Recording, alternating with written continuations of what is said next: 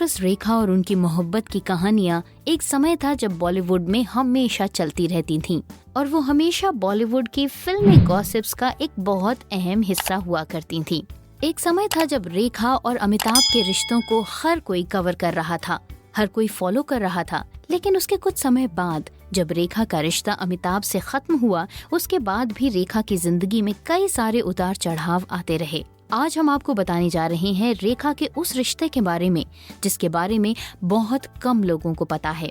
बात उस जमाने की है जब अमिताभ बच्चन के साथ रेखा का अफेयर ऑलमोस्ट खत्म हो चुका था। उसी दौरान एक ऐसे एक्टर थे जो पर्सनली अपनी लाइफ में काफी डिप्रेस थे क्योंकि उनकी दूसरी पत्नी का निधन बेटे को जन्म देने के 15 दिनों बाद ही हो गया था।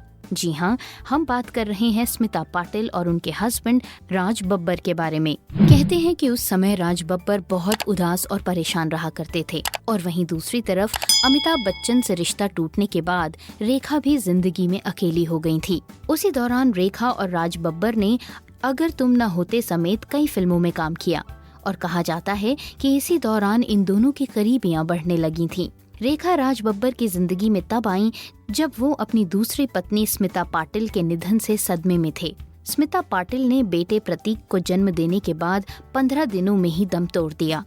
इसके बाद राज अपनी पहली पत्नी नादिरा के पास वापस तो चले गए थे, लेकिन वो बहुत इमोशनली टूट चुके थे। तब वो रेखा ही थीं जिन्होंने राज बब्बर को इमोशनली बहुत सहारा दिया। उस वक्त रेखा भी अमिताभ बच्चन से अपना रिश्ता टूटने की वजह से दर्द से गुजर रही थी। ऐसे में राज और रेखा दोनों ही एक दूसरे को इमोशनली सपोर्ट करने लगे और एक दूसरे के करीब आते गए। करीबी बढ़ने के बाद रेखा ने राज से शादी करने की डिमांड कर डाली। उनकी ये डिमांड राज बब्बर को रास नहीं आई और उन्होंने साफ साफ कह दिया कि वो शादी नहीं करेंगे।